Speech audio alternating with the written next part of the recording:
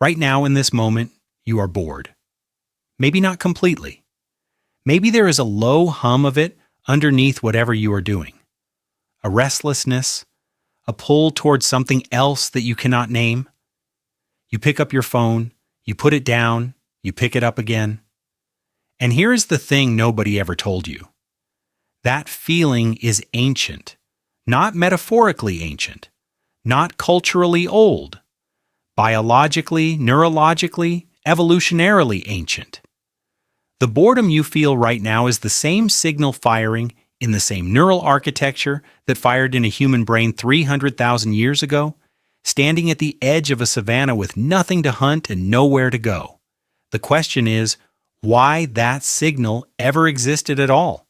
Psychologist John Eastwood at York University spent years trying to define boredom precisely, not vaguely, not philosophically, but clinically.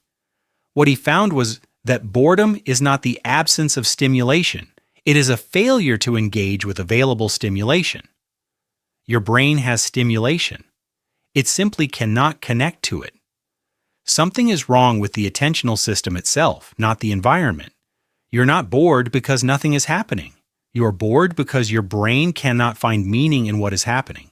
Think about what that means. Your brain has a detector, a meaning detector. And boredom is what that detector sounds like when it fires on empty. When it scans the environment, scans your available tasks, scans your thoughts, and finds nothing that matches a certain threshold, nothing worthy, nothing important, nothing that rises to the level of genuine engagement. For 300,000 years, that detector kept you alive. Imagine your ancestor, not a caveman cartoon. A real human, anatomically identical to you, sitting near a fire somewhere in what is now East Africa.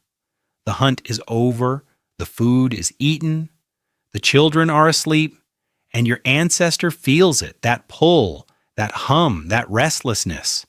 The meaning detector scanning and finding nothing, that signal is not telling them to rest. Rest feels different.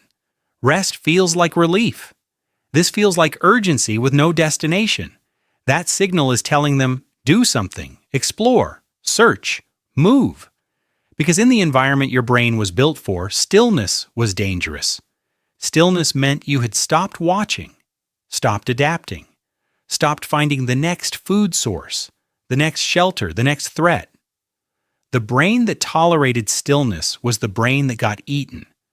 The brain that could not sit still, that kept pushing, that kept scanning for meaning, that brain survived. That brain is your brain. Boredom is not a flaw. It is the inheritance of every human who refused to stop. Sandy Mann, a psychologist at the University of Central Lancashire, found something that should terrify you a little. She found that boredom makes people more creative. When she assigned participants a boring task, deliberately tedious and meaningless, their subsequent performance on creative problem-solving tasks improved significantly.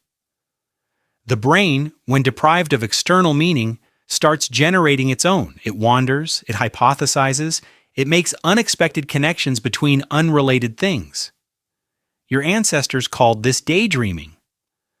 Neuroscientists call it the default mode network. The default mode network is a set of brain regions that activate specifically when you stop focusing on the external world. It is sometimes called the imagination network. It is the system that runs when your attention goes inward. And here is what is strange about it. It uses more energy than almost any other neural state. Your brain works harder when you are daydreaming than when you are doing most focused tasks. Evolution does not spend energy on nothing. If your brain burns calories on idle wandering, it is because that wandering was worth the cost. What was it doing? It was simulating, testing futures, rehearsing social situations, building models of other people's minds, predicting their behavior, running scenarios. The bored brain of your ancestor sitting by that fire was not doing nothing. It was running invisible software, planning the next hunt, imagining a better shelter, rehearsing a conversation with a rival, constructing a story to tell the children that would encode a survival lesson in narrative. Boredom was the incubator of human culture. This is not a metaphor. Anthropologist and evolutionary biologist Mark Pagel has argued that the human capacity for cultural transmission, our ability to take a good idea and spread it across a population, was the decisive evolutionary advantage that separated us from every other species. And cultural transmission requires imagination. It requires the ability to model things that do not exist yet, to picture a tool you have not built, a route you have not walked, a trap you have not set. That capacity lives in the wandering mind, the bored mind. Now look at what you did with your phone just now. You did not let the boredom run. You intercepted it. You plugged the gap before the default mode network could activate, before the wandering could begin. You gave your attention detection system something to scan, something to process, something that mimics meaning without actually providing it, a feed, a scroll, an endless sequence of micro-stimulations designed by engineers who understand exactly what your meaning detector is looking for and how to fake it. Your phone is not satisfying your boredom. It is preventing it. This distinction matters more than almost anything you will hear about technology and attention. Psychologist Timothy Wilson at the University of Virginia ran an experiment where he asked participants to sit alone in a room with nothing to do for 15 minutes. No phone, no book, no music, just sitting. Many participants found this so uncomfortable that when given the option to administer mild electric shocks to themselves instead of sitting quietly, a significant number chose the shocks. They preferred pain to stillness. That is the weight of the meaning detector firing with nowhere to go. That is 300,000 years of evolutionary urgency slamming into the padded walls of a quiet room. Your brain was built for a world that never stopped. A world where stillness was the brief pause before danger. It does not know what to do with safety. It does not know what to do with comfort. It cannot believe, not really, that nothing is coming. So it generates urgency. It calls that urgency boredom. And it waits for you to do something about it. The ancient humans did. They made things. They drew animals on cave walls. They invented ritual. They told stories that encoded social rules in memorable narrative structures. They carved small figurines of women from limestone and left them in places that seemed important. They took the raw signal of boredom and converted it into the entire apparatus of human civilization. Every painting, every story, every song, every city, every scientific theory, every religion, every philosophy, all of it downstream from the signal you feel when you cannot connect to the available stimulation in your environment. And you have not lost that signal. It is still there, firing the same way it always fired, waiting for the same response it always triggered. Not the scroll, not the feed, not the endless, synthetic stimulation of a screen designed to mimic but never satisfy.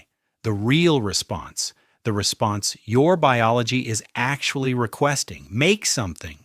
Explore something, ask something, go somewhere new. Push into the discomfort instead of away from it. Boredom is not your enemy. It is a letter from your ancestors, delivered through your nervous system, written in the only language evolution knows. It says, you are still capable of more. The next time the hum starts, the next time the restlessness rises and your hand moves toward the phone, stop. Just for a moment.